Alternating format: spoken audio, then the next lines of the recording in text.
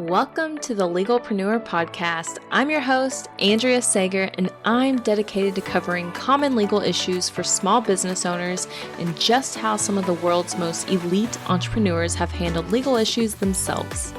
In true attorney fashion, the information in this episode is not legal advice. This is for informational purposes only, and you should always consult with your attorney before implementing any of the information. Now, on to the show. Hey, welcome back to another episode of the Legalpreneur Podcast. Today's episode is all about trademark infringement. This is something that most business owners do not understand, and I completely get it because it's not exactly black and white, but trademark infringement is something that business owners really need to understand. So I'm going to explain it today. But before we get there, a couple of announcements. Shoot me a text. I want to hear from you. Text the word podcast to 832-225-3164. Let me know what you like about the show. Maybe if, there was an episode that was awful, just tell me like, Andrea, this was completely awful. Like, don't ever do that again. Or if you love it, be like, keep rocking it, girlfriend. Whatever you feel compelled to text me, please do so. I want to hear from you. Let's get into today's episode, chatting about trademark infringement. Trademark infringement, how does it apply to businesses and why is it so important? So I talk about this publicly, but I try not to say it too often because it scares so many businesses. But the truth of the matter is probably 50% of you are infringing on somebody else right now, or somebody's infringing on you. So half of you are experiencing trademark infringement and you may not even know it. And that's because you don't understand what qualifies as trademark infringement. And we're going to use me, for example, because I don't want to use anybody else, for example, but my brand name is Andrea Sager Law. That's the name of my firm. It is in the process of being protected with a federal trademark. Again, like the process is not quick and easy. Sometimes it can be easier, but it's definitely not quick. So it's still in the process, but basically, this is the actual law around trademark infringement. So in one instance, trademark infringement occurs when likelihood of confusion amongst consumers is present. So breaking that up, likelihood of confusion. Well, what does that mean? Well, if I'm Andrea Sager Law and there's an Andrea Sager Legal out there as well, chances are my clients are likely to be confused by who is who. Some may come to me and say, hey, is this you over here as Andrea Sager Legal? Or, hey, I signed up with your services last week. It's like, oh, I don't have anything under you. And then come to find out, they actually started working with Andrea Sager Legal, not Andrea Sager Law. Well, that doesn't actually have to happen for it to be trademark infringement.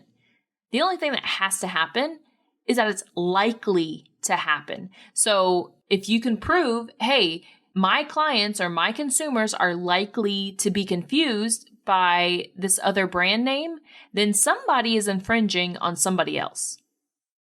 I may be dropping some bombs right there on some people. You may be freaking out like, oh my gosh, I've had people confused. I've had, people say they could be confused or they asked questions.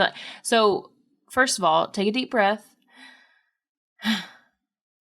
It's going to be okay, but you may have to be doing some more research. And there's no like, okay, you discover that you're infringing on somebody. Well, the world's not going to end tomorrow, so don't go freaking out. But you may have to do something about it. Once you find out, okay, likelihood of confusion is present, then you have to do some more digging. Like I said, more research. The person who was in business first has priority. If neither party has a federal trademark registration, or maybe one party does, the ultimate matter is whoever was in business first has priority to the name. So they have the true trademark rights.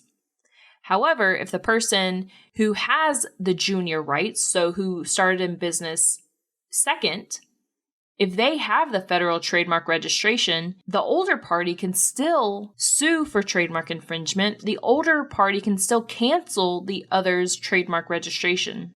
But hold on, I'm going to throw another one at you. If that younger party has had their registration for at least 5 years, and then essentially they have renewed it with the trademark office and filed the affidavit that says it can't be contested, well, then the older party is now screwed.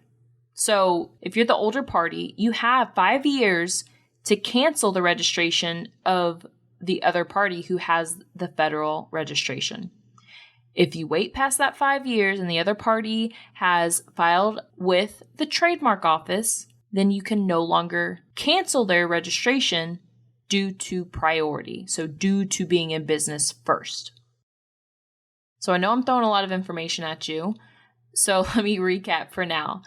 Likelihood of confusion. If consumers are likely to be confused by who is who, that is trademark infringement. Whoever was in business first has priority to the name.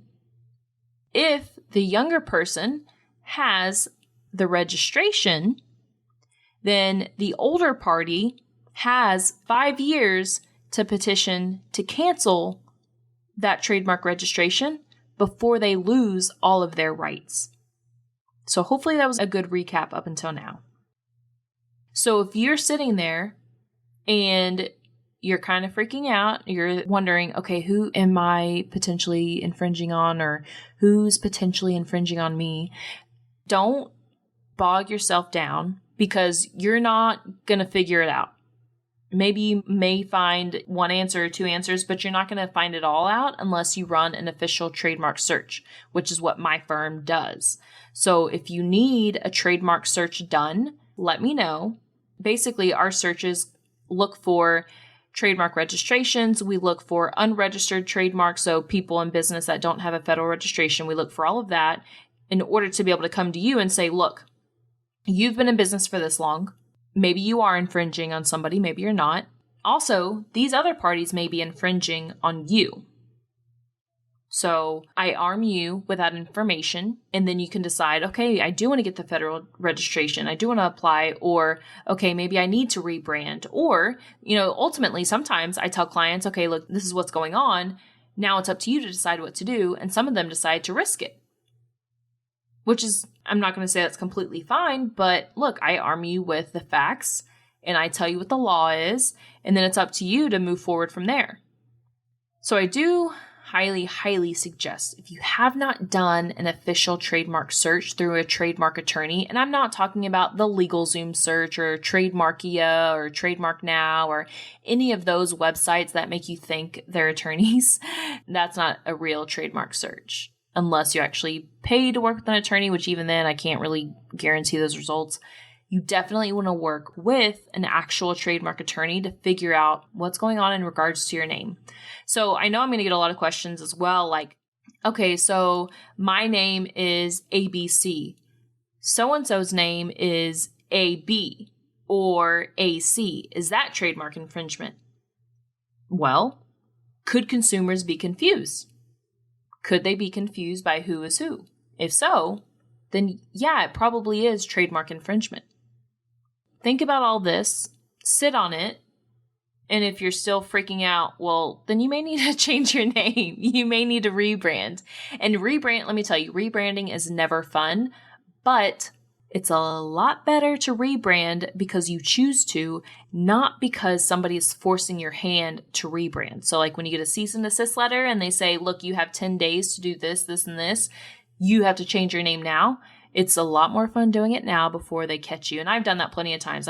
One of my friends who has a multi-million-dollar business, he's been very successful, and we were, going down the path of protecting his brand. And then I was like, look, dude, like this is 100% trademark infringement. We can't file this. And you got to change your name because you're not a small company. And if they were to sue you, you'd probably have to pay millions. So we got him rebranded. And trust me, it sounds like a big ordeal, but it's not that bad. If you need somebody to talk to, make sure to reach out, because this is not something you want to sleep on, especially after last week's solo episode. Trademark infringement lawsuits are going to be on the rise, you guys. So you definitely want to make sure that you have your trademark game in line before you actually get sued. All right, well, I hope this wasn't too confusing for you. I hope I laid out the basics of it pretty well. Of course, reach out if you have any questions. I try to explain it as streamlined as possible, but with the law, it all just depends. So there's this exception, that exception, blah, blah, blah, blah, blah. So seriously, let me know if you have any questions. I will see you next time. If you found this information helpful, I would be so grateful if you could share it with a fellow business owner, and it doesn't cost anything to rate, review, or subscribe to the show.